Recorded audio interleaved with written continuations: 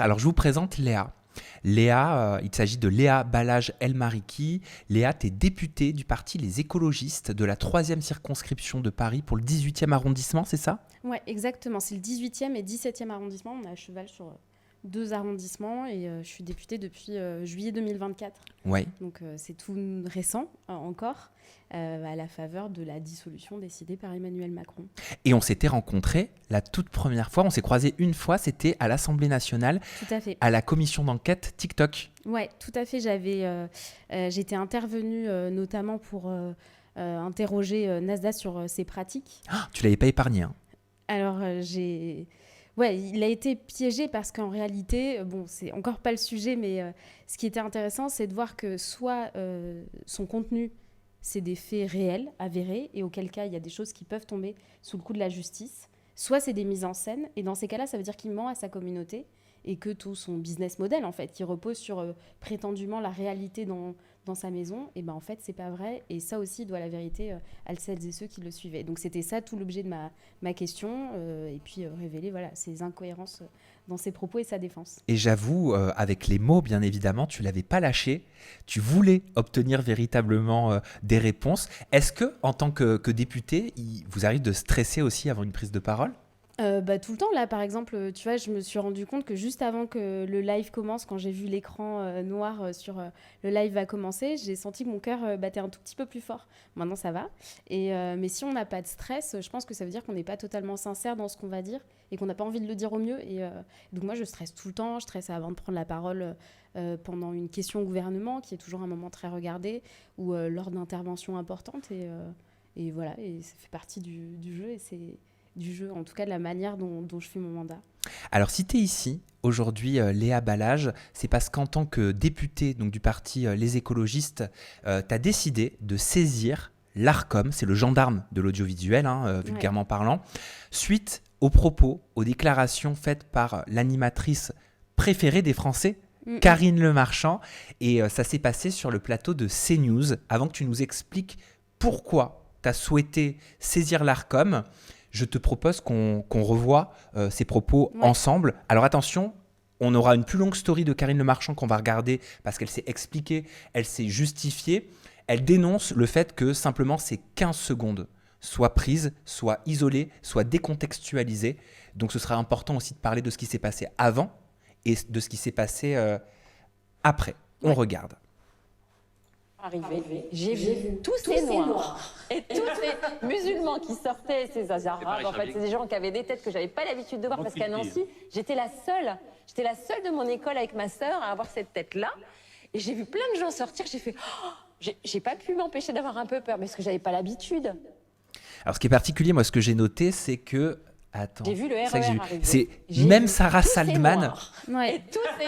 même Sarah Saldman qu'on voit ici, était choquée, alors que Sarah Saldman est connue pour avoir des prises de parole et des déclarations qui sont très chocs et qui ont pu être border aussi.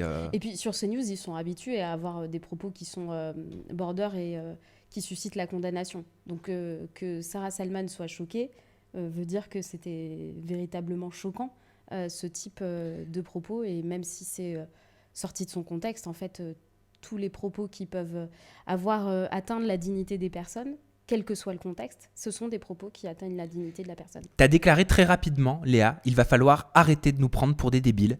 Karine Le Marchand, quand on fricote toute l'année avec l'extrême droite, et qu'on vient tenir ce discours sur CNews, on sait très bien ce qu'on fait. Qu'est-ce que ça veut dire, Léa? Ça veut dire que tu estimes que ces propos, ils ont été tenus en toute âme et conscience, c'était volontaire, c'était fait exprès. Tu l'as dit, Karine Le Marchand, c'est l'animatrice préférée des Françaises et des Français. Donc c'est une habituée de la prise de parole en public. Donc elle sait exactement quand est-ce qu'elle doit parler, quand est-ce qu'elle doit se taire, et l'effet de ses propos sur les gens, sur ce qu'ils peuvent ressentir, etc. Pendant toute l'émission, parce que moi je ne me suis pas contentée de regarder ces 15 secondes, j'ai regardé l'émission. Elle parle de sa dernière production sur l'histoire de l'immigration, sur la manière dont l'immigration a été vécue et par les gens. 100 ans d'immigration qui était Exactement. diffusé le soir même sur M6. Exactement, et par la société française. Et donc elle en fait la promotion sur le plateau de CNews. Bon, aller sur le plateau de CNews, c'est pas neutre. Moi, j'y vais pas parce qu'en fait, sur CNews, on ne peut pas avoir un débat éclairé avec des gens qui ne prennent pas la science, les faits comme base en fait de discussion.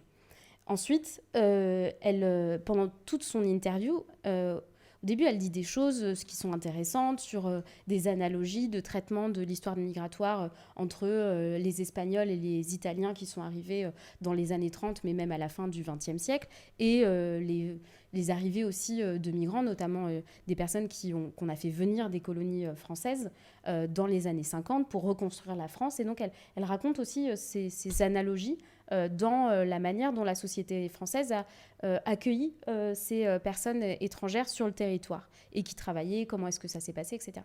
Mais on voit bien qu'elle glisse tout du long sur la validation de thèses d'extrême droite qui sont en réalité celles dont parle Pascal Praud et aussi Elisabeth Lévy. Il y a un commentaire qui dit, pardon de te couper, de Marion, qui dit « Elle a clairement donné de l'eau au moulin de CNews ».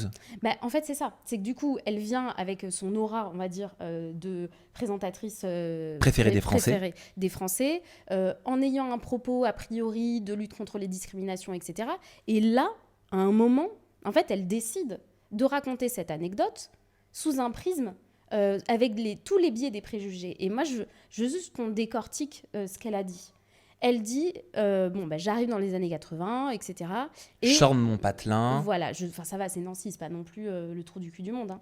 Donc elle arrive de sa ville où elle a grandi, elle arrive à Paris, à la station de RER à Châtelet. Et là, elle dit, je vois tous ces Noirs, tous ces musulmans, elle se reprend, enfin tous ces Arabes. Donc ça, c'est déjà un premier problème. C'est-à-dire que on crée une généralité autour d'une caractéristique physique. On assimile des personnes qui pourraient être arabes, on ne le sait pas, parce qu'il n'y a pas d'identité, de phénotype arabe particulier. Ensuite, au fait de pratiquer une religion, déjà premier problème. Ensuite, tous ces noirs, et elle raconte ça. Et donc, en fait, il suffit de fermer les yeux. On voit très bien l'image qu'elle veut renvoyer à la personne qui écoute CNews à ce moment-là. La vague complètement généralisée, sans humanité, qui sort d'un métro ou d'un RER. Et pourtant, elle se prend en exemple. Elle dit une tête comme moi. Donc, elle se met dans l'eau, tu vois, quelque part. Oui, mais sauf que là où elle... donc, tu vois, elle partage son histoire. Toutes les histoires qu'on a, elles sont charriées, elles sont inscrites dans notre vécu, dans nos préjugés, dans nos stéréotypes. Et donc, moi, tu vois, elle parle de ça, et ensuite, elle dit « Et j'ai pas pu m'empêcher d'avoir peur ». Et donc là, c'est là où elle identifie une caractéristique physique, le fait d'être noir, d'être arabe, une religion, le fait d'être musulman, qu'elle suppose simplement comme ça par rapport à la couleur de peau des personnes, et la peur. Et c'est là où en fait ça devient raciste. Parce que du coup, tu te dis, certaines personnes sont des racistes et véhiculent la peur, et c'est là où en fait on arrive dans un stéréotype raciste, et quand bien même elle a dit d'autres éléments qui ne sont pas racistes avant ou après, quand bien même elle explique juste après mais j'ai appris à ne pas avoir peur, etc. Ce moment, dans une émission d'extrême droite, CNews, qui est détenue par Bolloré, qui a pour projet politique de lutter contre en fait une France cosmopolite, une France qui accueille, tolérante, etc. Et ben quand elle le fait, elle donne non seulement c'est l'eau au moulin raciste de CNews, mais en fait là elle est en train, à mon sens, d'avoir une déclaration raciste. Et donc moi je saisis l'ARCOM parce que personne sur le plateau ne réagit, ça c'est la responsabilité de CNews, et donc elle pourrait être punie, c'est-à-dire qu'il n'y a pas de contradictoire. À ce moment-là, zéro. Il y a un rire, tout le monde est un peu contrit comme ça, la gênée, et puis après il passe vite à autre chose parce que tout le monde est bien gêné de ce qu'elle a dit. On va parler de l'ARCOM, mais d'abord on va décortiquer et on va voir ensemble c'est pas des... Non, elle n'a pas fait d'excuses, hein, Karine Le Marchand. Elle s'est exprimée, certains disent même qu'elle provoque encore plus. Ça, on va le regarder ensemble, vous pourrez nous donner votre avis. Il y a un commentaire de Frims qui dit « Je pense que les propos de Karine auraient pu être intéressants pour amener un débat sur le racisme intériorisé. » Mais choisir ces news pour parler de ça, c'était clairement pas son intuition. Parce que moi, j'ai un regard médiatique et j'ai un regard en même temps humain.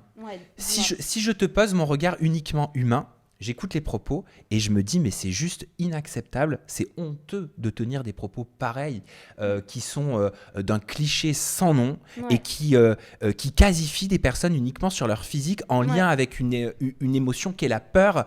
Et en plus je me mets à la place de ces personnes-là et je me dis mais déjà, ce sont des personnes qui, au quotidien, n'ont pas la vie facile. Ouais. Voilà, Et pour en la plus, plupart. On leur dit, t'as peur, on a peur d'eux. Ah ben oui, Et pour c'est quelle ça. raison ? C'est ça. Donc, je trouve que la peine, elle est encore plus lourde. Si je pose un regard plus médiatique, Ouais. je me dis, autre grille de lecture possible, je me dis, est-ce qu'elle n'est pas juste en train de raconter une anecdote avec des mots juste hyper simples, sans avoir peur des mots, pour dire, en fait, j'étais dans mon patelin, et dans mon patelin, j'avais pas l'habitude de voir des personnes noires comme moi, et pour la première fois en arrivant dans la grande ville, je suis devant le RER, je sors du RER, et je vois ces gens noirs, arabes, j'ai eu peur, peut-être que j'ai eu peur, tu vois, je pense pas qu'elle l'ait prévu, et je vais te donner ma grille de lecture, je pense, c'est ma supposition à moi, je pense que le j'ai eu peur, elle l'a sorti comme ça et que c'était pas prévu, mais je pense que sa prise de parole était réfléchie. Je pense que c'était fait exprès et que c'était pour servir à la promotion de son documentaire. En fait, cette anecdote, elle aurait pu en parler comme vraiment le moment où... comment dire ? La question de la lutte contre le racisme, c'est aussi justement de partager ces biais, ces représentations, ces préjugés dont je parlais, qui en fait font pas long feu face à la rencontre avec l'autre. Parce que quand tu rencontres des gens, tu te rends bien compte que tes préjugés étaient faux, qui sont construits sur des bases qui sont parfois familiales, traditionnelles. Bien ou sûr, autres. et la peur naît souvent de l'inconnu. Exactement.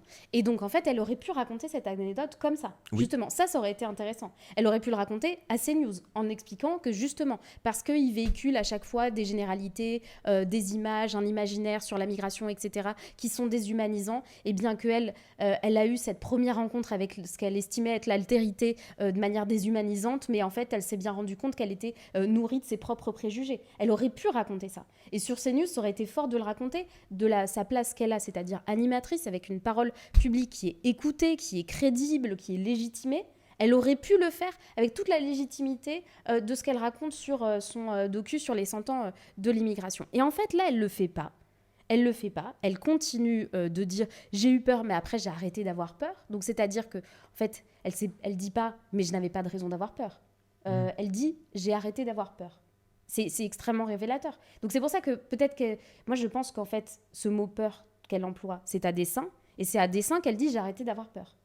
Ah, donc toi, tu penses que le mot peur, il était contrôlé ? Mais en fait, je pense pas que quand tu as autant d'années de métier qu'elle, tu laisses glisser les mots comme ça. Mais moi, c'est ça qui m'étonne. Mais même le fait que éventuellement elle soit pas conseillée. Enfin, je veux dire, il y a personne qui lui dit attends, t'es sur M6 quand même, la tête d'affiche d'une chaîne nationale, une chaîne vue par tous.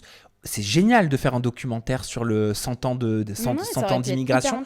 Mais se pose donc aussi la question de l'environnement, de la forme. Mais elle choisit donc, de faire. Ce que je comprends, promotion... en fait, c'est pas, pardon Léa, mais c'est pas juste un propos, c'est un propos dans un contexte sur une chaîne spécifique. Exactement.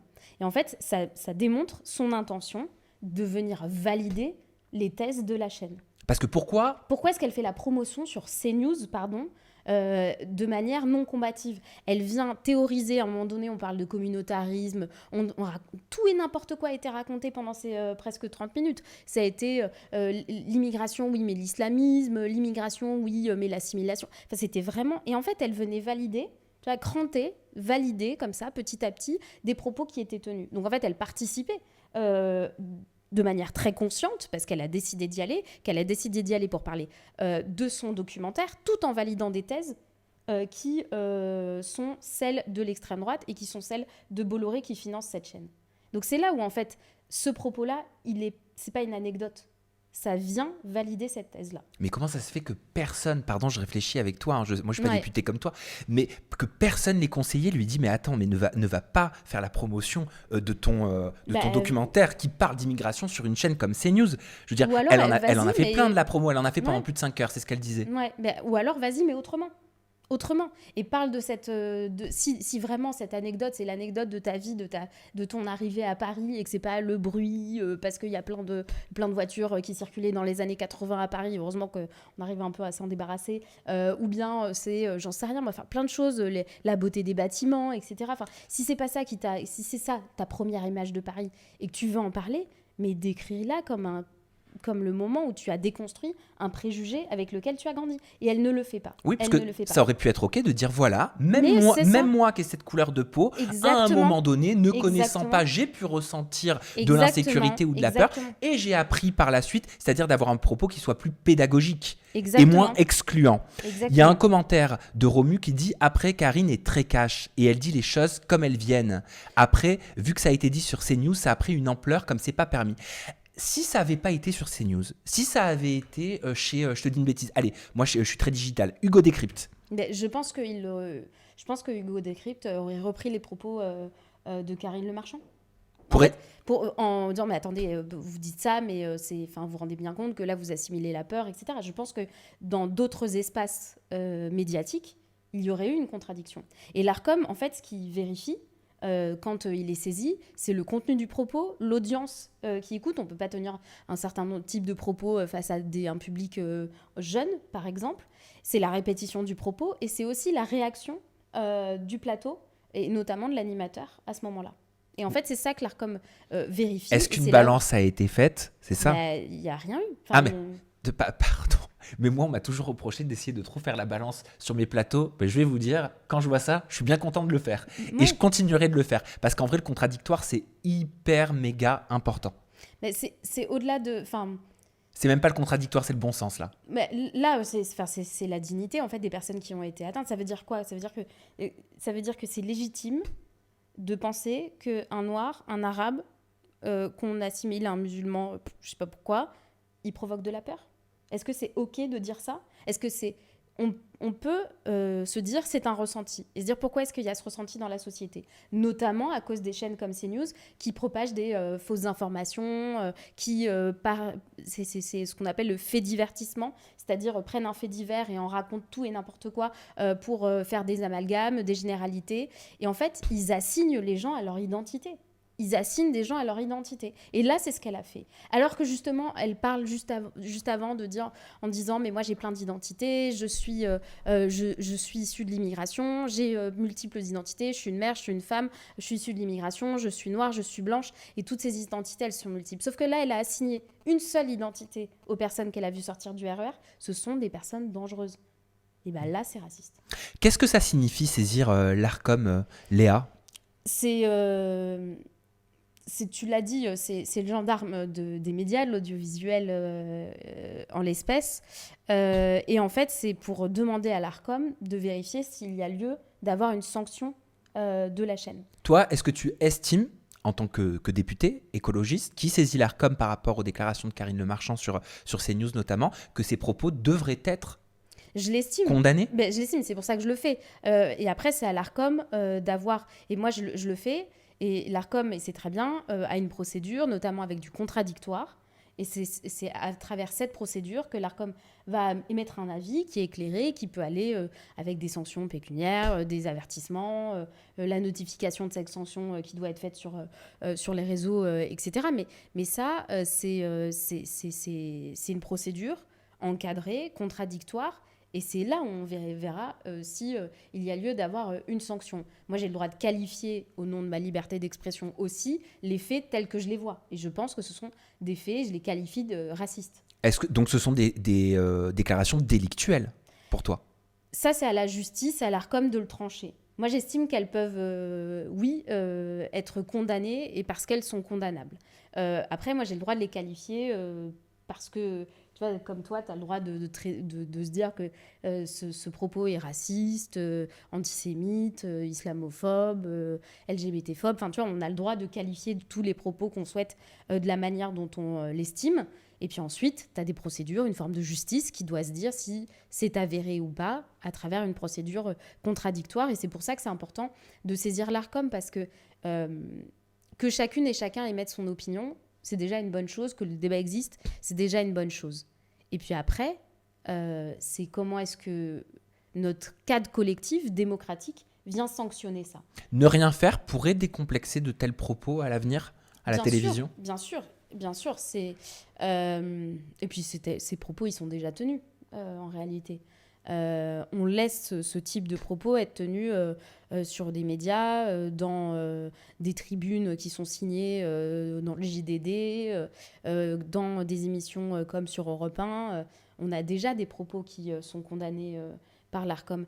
Mais en fait, moi, c'est aussi parce qu'on a besoin de sanctions pour dire qu'il y a une atteinte à la dignité des gens à ce moment-là. Toi, tu t'es senti touchée à titre personnel ? Moi, je dirais pas à titre personnel parce que je me suis pas dit qu'elle parlait de moi parce que je vois bien qu'elle n'a pas peur de moi a priori. Mais en fait, moi, ce qui me révulse, c'est que moi, je pense à tous mes amis, tous mes proches qu'elle décrit sortant du RER. Et en fait, je ne veux pas qu'il y ait dans l'espace médiatique un discours qui dit en fait, c'est OK de penser que ces personnes, elles peuvent susciter la peur. Est-ce qu'elle a le droit, elle, de le dire, Karine Le Marchand, parce qu'elle est une femme noire ? Ça, c'est une question qui revient beaucoup sur les réseaux sociaux, que je vois beaucoup tourner. Certains disent, mais elle peut, parce qu'elle est elle-même issue de la mixité. En fait, peut-être quand tu es une femme et que tu tiens un propos sexiste, c'est pas parce que tu es une femme, c'est pas une circonstance atténuante à ton sexisme. Mais c'est exactement la même chose. Si tu es une personne racisée et que tu tiens un propos raciste, en fait, ton propos, il est raciste. Quand, tu vois, sur toutes les discriminations, etc., même la question de l'intention, elle n'est pas recherchée chez le juge. Le juge, il regarde s'il y a eu pour effet de provoquer une injure raciale, de provoquer une incitation à la haine, de provoquer la violence aussi. Et tout ça, c'est ça que le juge va regarder. Il regarde les effets. Parce qu'en fait, si tu vas chercher l'intention de ça, tu vas sonder l'âme, c'est compliqué. Donc elle se dit peut-être, mon propos, il n'était pas raciste. Sauf que moi, je pense que factuellement, et j'ai essayé de le démontrer, il l'est. Moi, je me dis aussi, c'est qu'il y a... Enfin, on le sait très bien, certains diront que ça va mieux aujourd'hui. Moi, je trouve pas. Et ça fait très longtemps que j'en parle maintenant pour toutes celles et ceux qui me suivent sur mes réseaux et sur ma chaîne YouTube. J'en ai même parlé dans mon livre. À l'époque, j'avais fait des quotas sur la représentation, tu sais, sur la diversité en télé-réalité. Notamment, et j'avais découvert des pourcentages mais incroyables, à moins de 1% dans des émissions de télé-réalité où il n'y avait pas de personnes, il n'y avait pas de noirs. Voilà, ouais. En télé-réalité. Et je me demande si ce propos, il n'est pas d'autant plus important parce que justement les femmes noires sont sous-représentées à la télévision aussi. Et comme c'est tenu par une femme animatrice considérée, étant perçue comme l'animatrice préférée des Français et issue de la mixité, que ce propos, il choque encore plus. C'est possible. Mais encore une fois, moi, je ne, comment dire ? En fait, je n'assigne pas Karine Le Marchand à son identité de femme noire. Là, ce que je traite, c'est son propos en tant que responsable dans l'espace médiatique. Et c'est à ça que je m'attaque, en fait. Parce qu'on a... mais d'où que ça vient ? Enfin, je veux dire, quand on regarde, par exemple, l'émergence des tradwives, donc cette tendance à se dire que la place des femmes, c'est au foyer, de s'occuper des enfants, etc. etc. Oui. Il y a une candidate de télé-réalité qui se revendique tradwife, elle s'appelle Anéa. Voilà, merci. J'avais pas connaissance de ça. Et tu vois, ce sont des femmes qui, à mon sens, sont pas des ennemis, mais en tout cas des adversaires de l'égalité entre les femmes et les hommes. Après, certains te diront, mais elles le choisissent. Donc, est-ce que c'est pas aussi, c'est un autre sujet, mais anti-féministe de ne pas laisser une femme choisir de faire à manger, de s'occuper des enfants, de ne pas vouloir travailler, de laisser son mari ramener la croûte? En fait, ça, c'est un choix personnel. S'il ressort du libre arbitre de manière tout à fait éclairée, j'ai aucune difficulté avec ça. Moi, ce dont je parle, c'est le propos qui a pour objet de venir façonner notre société. Et c'est ça, en fait, le problème. Tu vois, c'est à ça que je m'attaque. C'est pas la question de savoir si c'est une femme tradwife qui a ces valeurs-là et qui souhaite, dans son foyer, les investir. Le problème, c'est qu'elle vient dans l'espace politique. Et donc, à partir du moment où elle vient dans l'espace politique, public, médiatique, en fait, il y a une confrontation qui s'exerce et c'est la démocratie. Il y a un com de KMB09 qui nous dit « En tant que femme noire musulmane, je suis habituée à ce genre de propos. » Et encore un autre, de Ness, idem, en tant que femme musulmane aussi, ou femme tout court, et les remarques ou réflexions, c'est de pire en pire. Franchement, les femmes musulmanes en France, elles se prennent une vague de haine qui est terrible. C'est-à-dire que on leur nie leur libre arbitre dans l'exercice de leur foi, quelle qu'elle soit. C'est-à-dire que la société décide ce que c'est qu'une femme qui doit être musulmane, selon des codes qui sont hyper ethnocentrés. Et puis en plus, ce sont des femmes. Et franchement, moi, un courage énorme à toutes celles qui parlent et une solidarité mais immense à toutes les femmes victimes. Parce que moi, quand je vois des jeunes filles qui hésitent à faire un stage à l'Assemblée nationale parce qu'elles portent le voile et qu'elles me disent est-ce que je peux le faire ? Mais bien sûr, il n'y a aucune difficulté à porter le voile et travailler à l'Assemblée nationale. C'est autorisé à l'Assemblée nationale ? Bien sûr, ce ne sont pas des agents du service public si elles sont collaboratrices d'un ou d'une députée. Il n'y a pas de problème. Enfin, la loi, elle ne l'interdit pas. Et heureusement, en fait, qu'elle ne l'interdit pas parce que quand on travaille pour un député, on a le droit d'être qui on est. Heureusement. On va regarder ensemble les nouvelles déclarations de Karine Le Marchand. Je ne sais pas si vous les avez vues sur les réseaux sociaux et on va pouvoir réagir, mais juste avant, voilà, elles sont là. J'avoue ne pas comprendre. Je retourne cette histoire, les propos de Karine Le Marchand depuis presque 48 heures maintenant dans ma tête. Je me dis comment, quand on a ce statut, quand on a son niveau, tu vois, on n'arrête pas de le dire, c'est l'animatrice qui est censée être l'animatrice préférée des Français. C'est la tête d'affiche du groupe M6. Ouais. Je veux dire, on la voit tout le temps sur M6. Je la revois critiquer, tacler Cyril Hanouna. Ou quand elle disait oui, s'il vient sur le groupe M6, je ne sais pas si tu te souviens, je me barre, je me casse. Je me dis, mais. Sur CNews, là, elle lance. Enfin, tu vois, elle est pas contre Cyril Hanouna non plus, tu vois. Ah, il y a quelques mois, elle s'était positionnée totalement contre son arrivée. Mais tu vois, là où elle va sur CNews, c'est pour valider aussi des thèses que Cyril Hanouna valide dans ses émissions. Enfin bref, pardon, je te laisse continuer. Non mais c'est intéressant, je trouve, à analyser. Tu vois, l'évolution d'une pensée, l'évolution d'action. Je pense que c'est pas une évolution individuelle d'une action. En fait, c'est qu'on est dans un moment politique où il est beaucoup plus facile et bankable d'être raciste d'être antiraciste. Tu crois ? Ah ouais, mais je le pense, enfin je le vois. En fait, moi je le vois. Alors on me dit qu'il faut que je monte un peu mon micro. Alors, est-ce que je le monte ? Voilà, c'est fait. Pardon. Je disais, ouais, c'est beaucoup plus facile. Tu vois, je vais te parler d'un micro-exemple. À l'Assemblée nationale, j'ai déposé une proposition de loi, j'ai repris une proposition de loi qui est ancienne, pour avoir enfin validé le changement de la Constitution pour permettre à tous les résidents, quelle que soit leur nationalité, de voter aux élections municipales. C'est une grande promesse de la gauche depuis les années 80. Et là, on avait le débat. Et donc, je suis allée voir plein de gens ce qu'on appelle le bloc central, donc en gros, les macronistes et alliés. Et je suis allée les voir et je leur disais, est-ce que tu y es favorable ? Et ils me disaient, ouais, mais c'est compliqué pour moi d'être pro-étranger en ce moment. Et je disais, mais ça veut dire quoi d'être pro-étranger ? Enfin, déjà. Donc, ça veut dire qu'ils n'ont peut-être même pas cette conviction-là, mais parce que c'est la mouvance, ils y vont. Bah, exactement.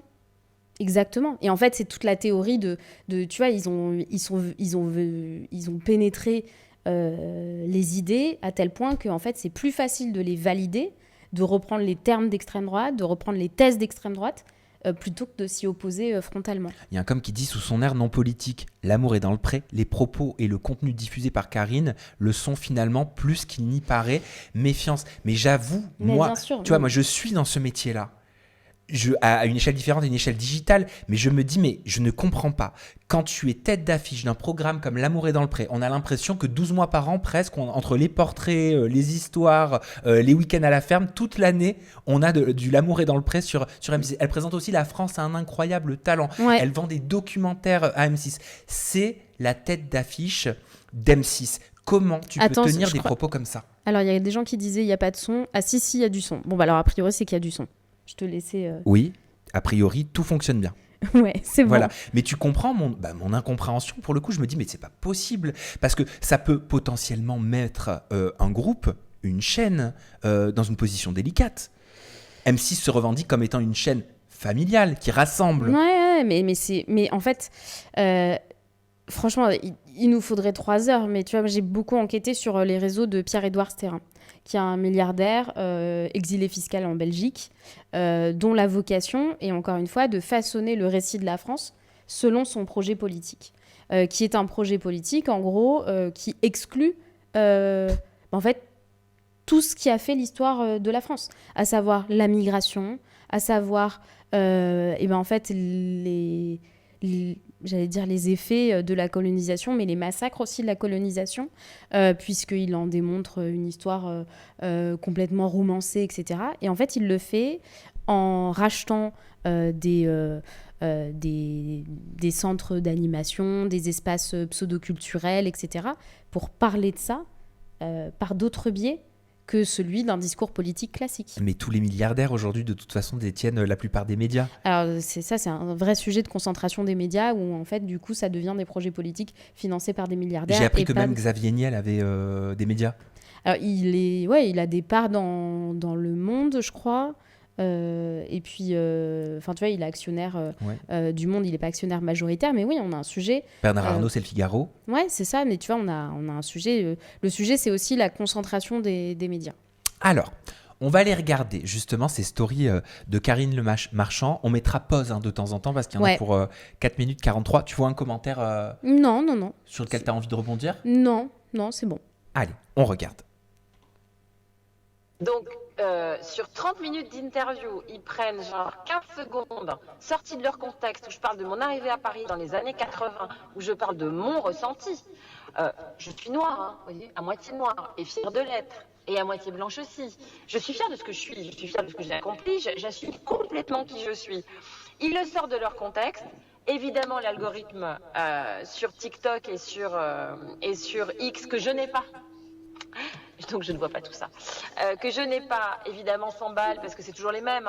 Vous savez, les mêmes qui polémiquent sur les mêmes choses, qui s'emballent, qui font « Oh, je suis tellement choquée, ah mais c'est horrible, mais cette fille est raciste, cette sale... » Voilà, je ne dis pas les gros mots parce que je ne suis pas quelqu'un qui dit des gros mots. Et donc l'algorithme s'emballe, et il y a toujours des gens qui n'ont rien vu et qui se permettent de prendre leur téléphone et qui m'envoient des messages que je ne reçois pas, je suis désolée, mais moi c'est dans les mots cachés, les mots qui commencent par et sale, voilà, je les vois pas. Les gens s'emballent en ayant vu 15 Donc elle parle de contexte, les gens s'emballent en ayant vu... secondes. Alors qu'en plus de ça... En ayant vu 15 secondes, comme si on avait loupé quelque chose. Est-ce qu'on a loupé quelque chose ? Ben non. Enfin, je l'ai redit. Moi, je dénonce le fait qu'elle ait reçu des insultes. C'est inacceptable. Enfin, je veux dire, elle a tenu des propos qui font qu'elle peut être qualifiée de raciste à ce moment-là. Mais après, il n'y a pas lieu de l'insulter, de la menacer ou quoi que ce soit. Et là, ça, en tout cas, je souhaite pouvoir le dénoncer. Ensuite, sorti de son contexte. Bien sûr que quand tu regardes la vidéo, etc., tu n'as pas de taper les 30 minutes parce que tu n'as pas le temps, parce que tu n'as pas envie de taper 30 minutes de CNews pour ta santé mentale. Mais je l'ai fait, et encore une fois, j'ai expliqué en quoi est-ce que tout ça, justement, c'était le contexte qui était aussi problématique.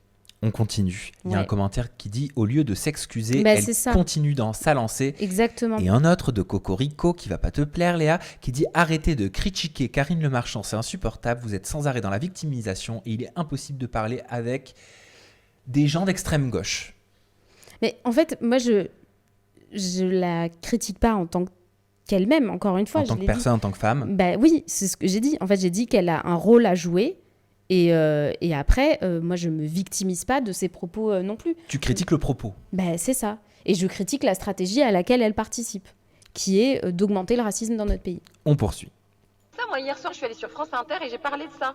Ils m'ont posé une question là-dessus, ils m'ont dit « Ah, on a vu sur Twitter », donc je me suis complètement exprimée. Ah, mais évidemment, ça s'est pas repris. Bah non, France Inter, vous n'allez pas critiquer l'émission de France Inter. Mais c'est news, bah oui, forcément. Donc bon, voilà.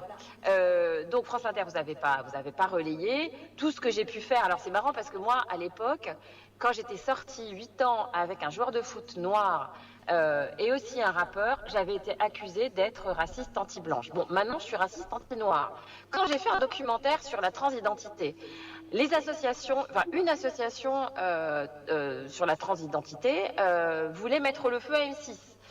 parce que j'étais transphobe. Quand j'ai fait un documentaire sur l'obésité où j'ai suivi 10 obèses pendant 3 ans, j'étais grossophobe. Et là, c'est pareil. Je crois qu'ils voulaient porter plainte à l'Arcom aussi. Je crois qu'ils ont déposé à l'Arcom. Ils ont été déboutés, c'est dommage. Alors d'abord, tous les petits polémistes sous pseudo qui m'insultent, mais je ne vois pas vos messages, je suis désolée. Puis de toute façon, je m'en fous complètement. Bon, c'est qu'elle s'en fout pas vraiment si elle dit ça, et au Non, vu de mais- l'intonation de sa voix, elle a l'air, moi je ne la connais pas à titre personnel, mais elle a l'air...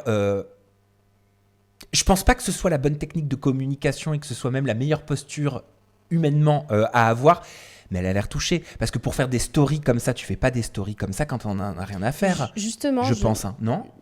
Bah, non, je pense que... En fait, elle avait 2 solutions. Elle avait la solution de reconnaître ses torts, Et dire pardon ? et de dire pardon, et de dire en fait, voilà ce que j'aurais pu dire, et je suis désolée s'il y a des personnes qui ont été blessées, etc. Elle aurait pu le faire. Et elle a choisi de s'enfoncer, et là, de faire un amalgame, de s'attaquer à toutes les personnes qui, à un moment donné, lui ont dit que ses propos pouvaient être blessants. Sur la grossophobie, sur la transphobie, etc., etc. Et plutôt que de se dire, bon, il y a manifestement un problème si je blesse au fur et à mesure un certain nombre de personnes pour lesquelles cette cause est importante, peut-être que je m'y prends pas totalement bien. Peut-être que c'est vrai que c'est compliqué de plaire à 100%. C'est impossible. C'est impossible. Mais en fait, il y a une posture d'humilité qu'elle devrait avoir, de se dire, manifestement, là encore, je me suis trompée, et peut-être que je m'y reprendrai différemment, peut-être que je dois revenir sur mes propos, et voilà. Je me demande si elle prend pas trop la confiance. Tu sais, quand on devient Mais très parce que- puissant, surpuissant, Ah surtout bien sur une sûr, chaîne, et mais bien sûr. que tu peux te sentir parfois indispensable. D'ailleurs, c'est un très très gros danger. Le jour où on se sent indispensable, je vous le dis tout de suite, vaut mieux arrêter. Ouais. Parce que ce jour-là, mais tu peux être sûr que tu vas droit dans le mur. On l'a vu, tous ceux qui se sont sentis indispensables, qui se sont sentis beaucoup trop hauts, qui se sont sentis trop brillés, qui se sont sentis surpuissants, à un moment donné, tu tombes. Ouais, complètement. Complètement. Enfin, Dans tous les domaines, hein, je crois. Non, mais je suis d'accord avec toi. Et il y a un dicton qui dit que le cimetière est rempli de personnes indispensables. Ah oui, Donc ouais, voilà. c'est totalement vrai. On poursuit. Je vous remercie parce que vous m'avez fait gagner 500 €. J'avais parié avec mon équipe que j'allais avoir une polémique en allant sur CNews et j'avais parié 500 €. J'ai gagné. Eh bien, cet argent, voyez, parce que je ne suis pas vénale, je le remets dans l'escarcelle. Et par rapport à cette députée éléphiste, donc Alors, je m'épose parce qu'on va s'arrêter là-dessus. Mais moi, ce qui me surprend, c'est que ça veut dire qu'elle savait que ça allait faire un bad buzz. Ouais. Elle savait, donc elle est en train de dire qu'en allant sur CNews, elle avait fait le pari, elle avait parié 500 €, Karine Le Marchand, que ça n'allait pas passer auprès de l'opinion publique. Ouais. Et qu'elle allait dire n'importe quoi. Et elle a décidé de le faire quand même. Ouais. Qu'est-ce que je te dis ? C'est pour ça que moi, il n'y a pas de non-intention dans ses propos. Je ne pense pas que quand tu es à ce niveau de responsabilité, quand tu es à ce niveau de connaissance du fonctionnement des médias, puisqu'elle anticipe elle-même comment est-ce que ça peut réagir le fait qu'elle aille sur CNews, Mais tu peux pas avoir des propos comme ça si t'es pas soutenu derrière. elle est soutenue derrière, puisqu'il n'y a personne qui réagit sur le plateau de CNews. Et puisqu'elle se sent assez puissante, comme tu le dis, pour les tenir en se disant de toute façon, je serai déboutée, personne ne m'en tiendra rigueur, etc. Et je vais prendre à témoin toute ma communauté qui va pouvoir me soutenir. Tu vois, en fait, c'est ça. Elle se sent soutenue parce qu'en fait, elle participe à une stratégie de diffusion des propos racistes dans notre société. Et elle sait que c'est une stratégie qui est, j'allais dire, dans laquelle beaucoup de gens tombent. C'est marrant, moi je me dis qu'elle a vrillé. Je me dis pas que c'est une stratégie, j'arrive pas à me Non, dire que moi, c'est une stratégie. pense- Je me dis c'est pas possible. En fait, ça doit être le syndrome de quand tu te sens trop puissant, que tu animes toutes les Non, mais émissions sur une grosse chaîne, et en fait tu te dis que de toute façon la chaîne ne pourra pas faire sans toi, donc tu peux tout te permettre. Non, parce tu que vois oui, mais en fait, le racisme, c'est un mécanisme, tu vois, c'est un système qui se nourrit des forces de gens, de personnes qui viennent au racisme, et donc c'est d'autant plus fort de légitimer des paroles racistes quand elles sont prononcées par des personnes extrêmement appréciées de la société française. Mais c'est la première fois, il y a un commentaire qui le dit, c'est la première fois qu'elle a des propos problématiques comme ça. Elle dit c'est pas la première fois. Ah, C'est pas la première fois. Non, mais c'est ça le sujet, en fait. C'est que... Sarkozy, moi, je me souviens. Ouais, mais c'est ça, Sarkozy, enfin, tu vois, elle... Où elle disait, il a je sais plus quel âge, comment ça se fait qu'il va en Oui, prison. c'est un scandale. Enfin, on parlait quand même d'un mec qui a été condamné en première instance pour avoir fait un pacte de corruption avec un terroriste responsable de la mort de dizaines de personnes. Enfin, c'est ça dont il s'agissait. Mais donc, ça ferait quelques mois que le discours, sa façon de communiquer aurait changé. Parce que moi, j'avais pas cette image-là de Karine Le Marchand. Il y avait 2-3 petits dérapages. Tu vois, certains disaient, oui, même par rapport à la communauté LGBT, tu sais, quand elle dit gay, t'es homo, toi, t'es gay. Moi, ça me faisait même rigoler, tu vois, parce que je me disais, bon, bah, elle se sent à l'aise,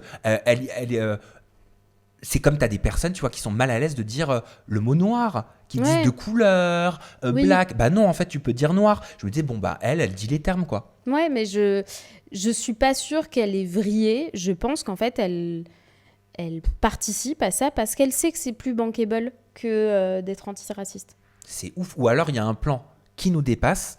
Non, mais je suis pas complotiste non plus. Non, mais en fait, elle participe à une entreprise. À voix haute. Non, mais elle va remplacer Sonia Mabrouk. Bah voilà, peut-être que c'est une voilà, c'était son entretien d'embauche et bravo madame, vous l'avez réussi. Alors, ce propos, il est intéressant. Bon, j'ai oublié le nom, je suis désolée. D'ailleurs, je ne suis pas sûre que tout le monde la connaisse. Mais... Alors, attends, on va le revoir parce qu'il était tronqué. Et par rapport à cette députée éléphiste, dont j'ai oublié le nom, je suis désolée. D'ailleurs, je ne suis pas sûre que tout le monde la connaisse. Mais bon... Oh, je suis désolé, mais là j'ai l'impression de voir une candidate de télé-réalité, tu sais, qui se justifie en mode oui, non, mais de toute façon on la connaît pas, genre en mode je vais pas te donner la lumière, on est chez EDF, tu vois, ça fait très cours d'école, on s'en fout qu'on la connaisse pas. C'est pas toi d'ailleurs cette députée LFiste, parce que toi t'es les écologistes. Exactement, et c'est intéressant qu'elle cite pas les écologistes et qu'elle cite LFI. Enfin, elle sait très bien ce qu'elle fait à ce moment-là. Elle fait quoi ? Parce qu'en fait, la France insoumise dans le débat public est beaucoup plus clivant. Tu vois, c'est un parti beaucoup plus clivant que les écologistes. Et donc, en fait, si elle choisit de dire c'est une députée, pas la France insoumise, elle dit LFI, tu vois, qui a un raccourci en plus, histoire de que je connais pas, enfin ça va, il y en a 577, je lui demande pas de tous les connaître, mais en fait, elle peut pas non plus dénigrer la personne qu'elle est. C'est un peu dénigrant de dire de toute façon personne la connaît. Oui, mais c'est ça. En fait, elle a été élue, elle a une légitimité démocratique, cette parlementaire, Ercilia Soudé, et elle a fait la même démarche que moi. Mais tu vois, elle parle de cette députée et elle parle pas de moi, et je pense que c'est à dessein pour délégitimer la saisine de l'Arcom.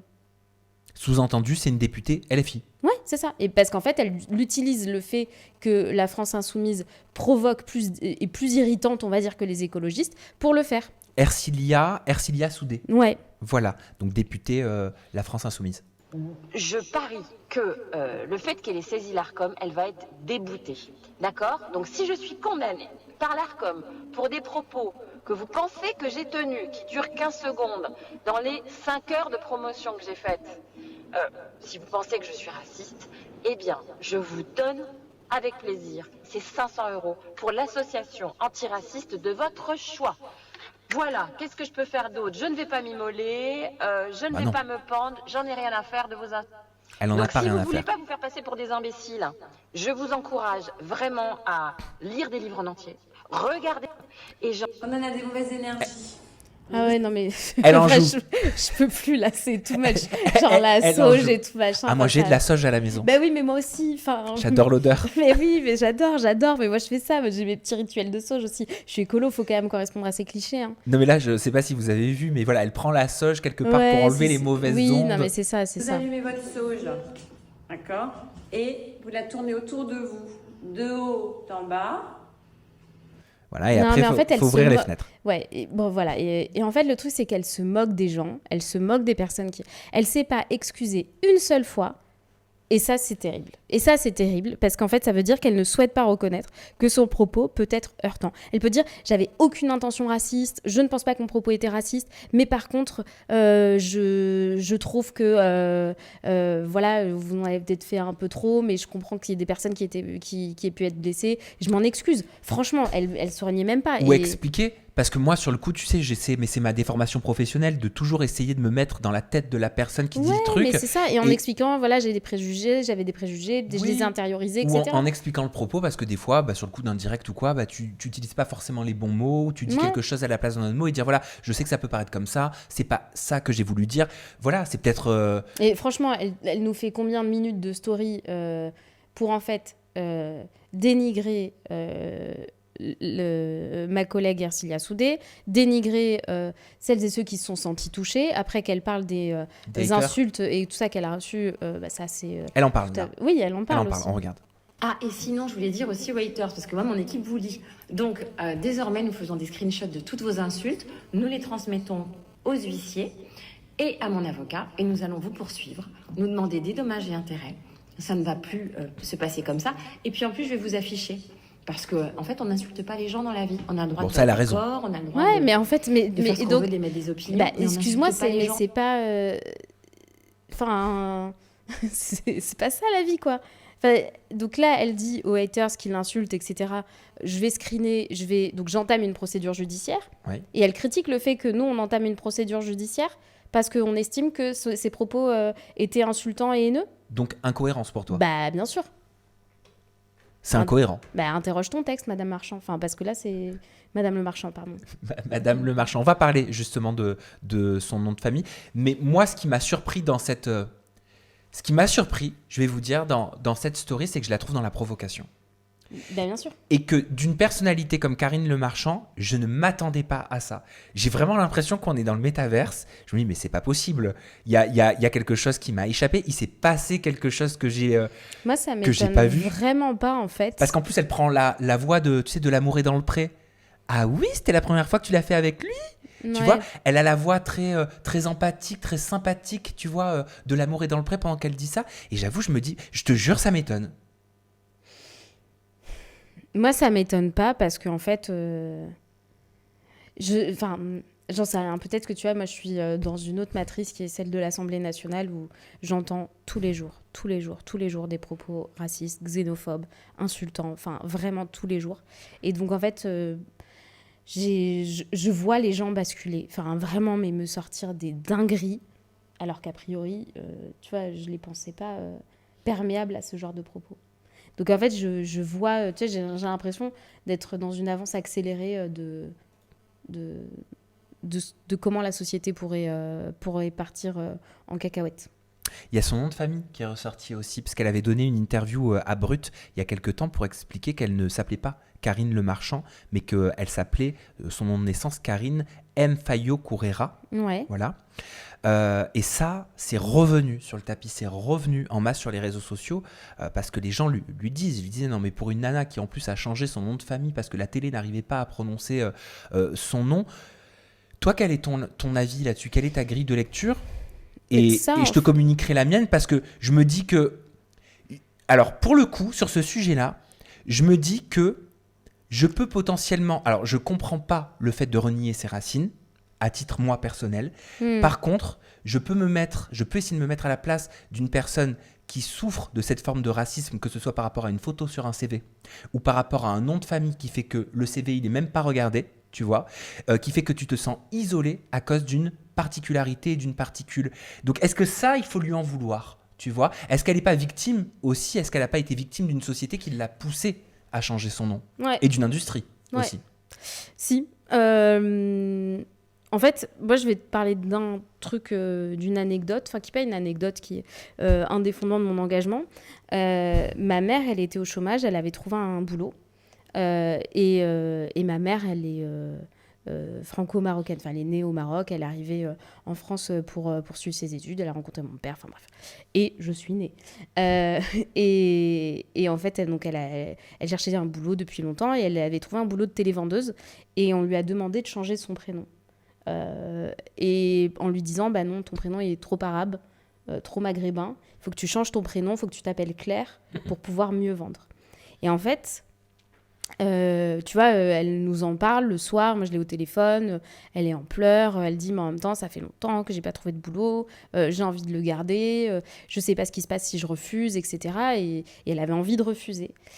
Et c'est parce qu'avec mon père et tous les deux, on lui a dit « Mais non, enfin, on sera là, t'inquiète pas, ce boulot, on peut s'en passer, c'est pas grave, tu trouveras autre chose. » Qu'en fait, elle a eu la force de refuser, elle a été virée. Nous, C'est dingue. J'ai fait une pétition. Enfin, tu vois, l'entreprise a changé son processus de recrutement, mais c'est parce que je pense qu'on était là qu'elle a réussi à le faire. Et je me dis, la personne toute seule, Oui. en fait, Oui. en vulnérabilité économique majeure, Oui. et ben peut-être qu'elle aurait accepté de s'appeler Claire. Parce que le système, il est tellement dans une oppression Ouais. qu'en fait, tu n'as pas les moyens ni le soutien de pouvoir te passer de ce boulot et donc de changer ton identité. Et c'est arrivé, moi je travaille sur les discriminations au travail, c'est arrivé à des gens de maquiller leur endroit de naissance, de maquiller leur nom de famille, de se dire, bon, bah, de toute façon, il n'y aura que la paye qui verra quelle est ma véritable identité, etc.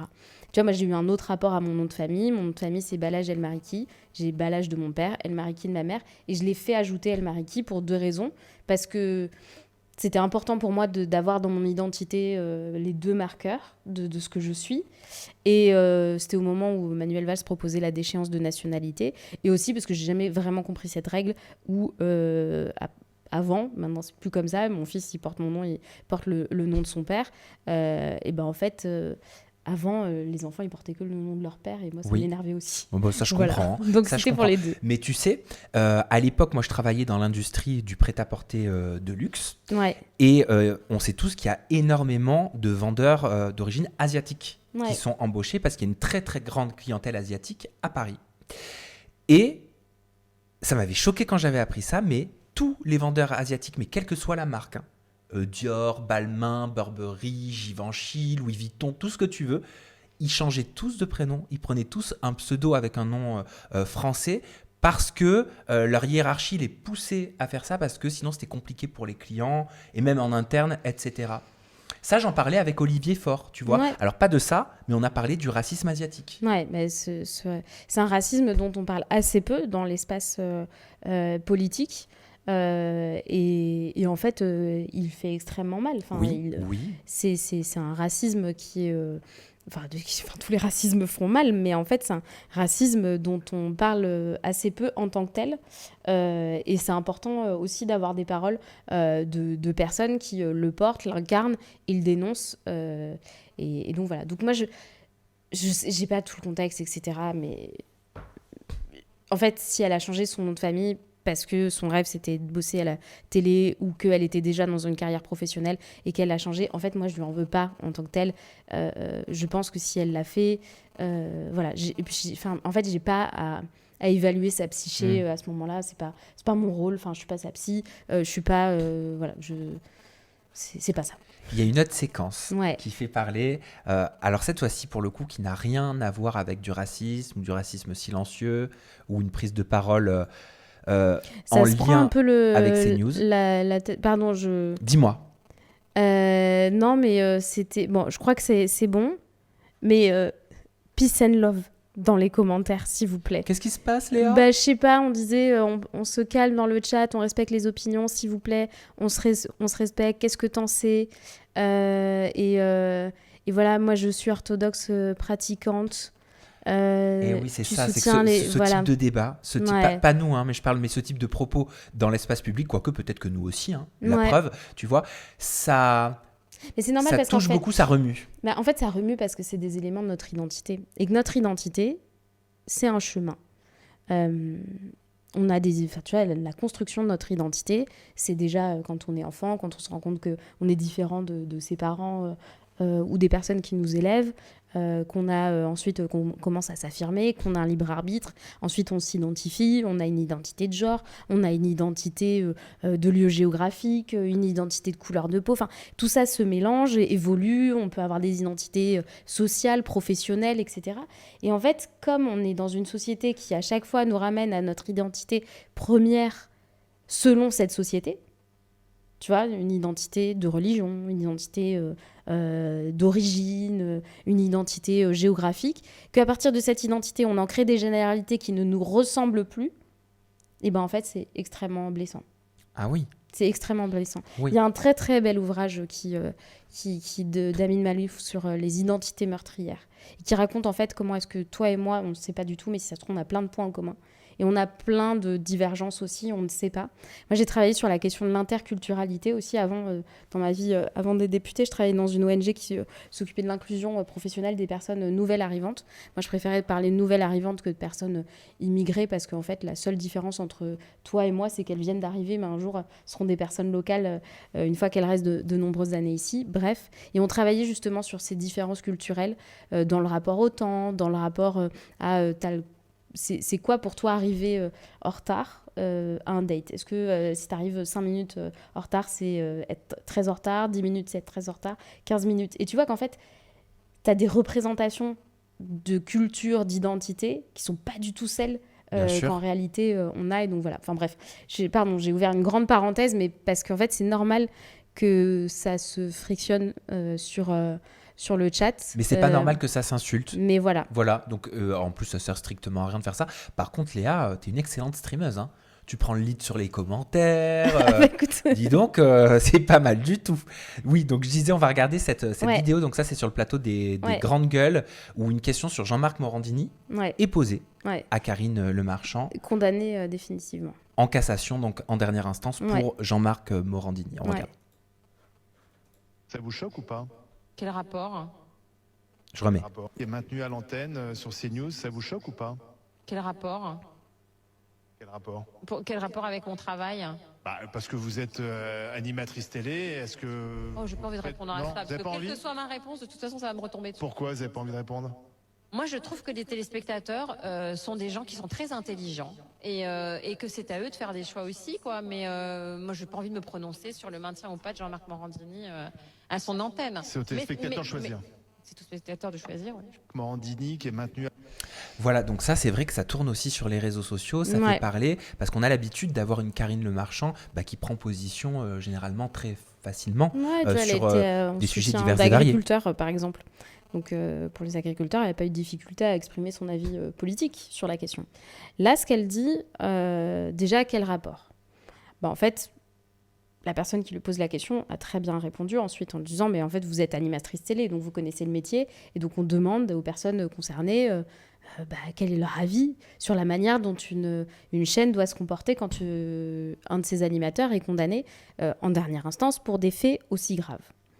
Ensuite, elle dit « Quel que soit ce que je vais dire, je vais m'en prendre plein la figure. Quelle que soit ma position, je vais m'en prendre plein la figure. » En fait, c'est pas vrai. C'est pas vrai. Enfin, le fait d'assumer des convictions, quelles qu'elles soient, c'est de les assumer. Et par ailleurs, là, elle n'assume pas le fait de prendre la défense des victimes. Aucun mot dessus. Aucun. Elle aurait pu dire « J'ai pas à me prononcer, mais je pense aux victimes de Jean-Marc Morandini. » Rien.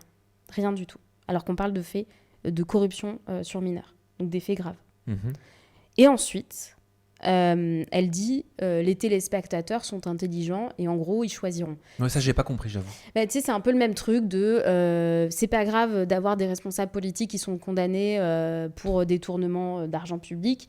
Les électeurs les choisiront. En gros, s'ils sont élus, ça veut bien dire qu'ils sont un peu graciés de leurs méfaits. Là, en fait, c'est un peu ce qu'elle dit aussi. Elle dit les téléspectateurs choisiront s'ils ont quand même envie de regarder quelqu'un qui... Pour moi, c'est pas aux téléspectateurs, il y a un dirigeant de chaîne pour ça. Bien sûr. Et puis, c'est surtout qu'en fait, le maintenir en poste, c'était lui permettre d'avoir une situation de domination qu'il utilisait pour pouvoir corrompre ses mineurs. Et donc, en fait, c'est là où elle dit les téléspectateurs, ils choisiront. Mais ils choisiront quoi? Ils choisiront de regarder des émissions avec Jean-Marc Morandini ou pas, mais en fait... sous-entendu, la responsabilité, selon elle, irait aux téléspectateurs qui choisissent d'allumer la télé au moment où il y a Morandini live. Ouais, ou de zapper, ou j'en sais pas, tu vois. En tout cas, de le sanctionner en ne regardant plus ses émissions. De faire une forme de boycott. Oui, comme ceux qui disent « faut pas boire Coca-Cola ». Ouais, pareil. Ou manger je sais pas quoi. Ouais, voilà, par exemple. Mais en fait, sauf que là, ce n'est pas prendre en considération le fait qu'il utilisait sa position d'animateur pour ça. Au-delà même de toutes les questions d'exemplarité, de messages qu'on envoie aux victimes, etc., des promesses de la chaîne qui disaient s'il est condamné définitivement, et parce que là, à ce moment-là, il n'y a plus de présomption d'innocence pour les faits qui lui sont reprochés, il ne peut plus être sur notre chaîne. Au-delà de tout ça, c'est qu'en fait, on considère que la position qu'il a utilisée, elle est toujours valable, il peut encore l'utiliser et récidiver. Qu'est-ce qui va se passer, Léa, dans les prochaines semaines, dans les prochains mois, par rapport à cette saisie de l'ARCOM que tu as faite. Je le disais, le processus, c'est donc ils vont analyser la séquence, la réaction du plateau, demander à la chaîne des avis contradictoires, et à ce moment-là, de manière collégiale, l'ARCOM prononce ou non une sanction, et donc on aura la réponse à ce moment-là. Et qui peut avoir la sanction? Est-ce que c'est CNews ou est-ce que c'est la personne qui est Karine Le Marchand? Généralement, c'est la chaîne. Généralement, c'est la chaîne. Ok. Tu fais souvent comme ça des dénonciations à l'ARCOM? Alors, je fais aussi des dénonciations quand on est parlementaire. On a le pouvoir d'utiliser ce qu'on appelle l'article 40 du Code de procédure pénale, qui permet de dénoncer des faits qui, à notre sens, sont délictueux. Et tu vois, on avait commencé par parler de Nasdaq. Nasdaq, j'avais dénoncé des faits qui s'étaient déroulés dans sa maison. Qu'est-ce que tu avais dénoncé? Des faits sur des enfants qui avaient été, à mon sens, qui avaient subi des propos racistes, des agressions également, mais aussi des jeunes femmes. Et donc voilà, donc j'avais dénoncé ces faits-là. Et la complexité, c'était de savoir est-ce que c'était vrai ou est-ce que c'était faux? Exactement, c'est pour est-ce ça que c'est de la fiction ou est-ce que c'est de la réalité? C'est ça. Est-ce que c'est de la mise en scène de violence ou c'est de la violence? Et dans les deux cas, je crois que pour toi, c'est grave. Dans les deux cas, c'est grave, parce que dans les deux cas, on légitime la violence, et dans l'autre cas, on la fait subir. Et donc voilà, c'est grave. Merci Léa Balazs, El Mariki. Merci à toi. C'était un plaisir de partager ce stream avec toi. Merci beaucoup. La prochaine fois, je viens même pas, je te laisse les rênes. Tu gères le chat comme une queen. Franchement, merci beaucoup. Merci, bon. Merci à vous. Merci à vous de nous avoir regardés. Voilà, vous avez eu une grille de lecture et on se retrouve très bientôt. Prenez soin de vous. Bonne soirée.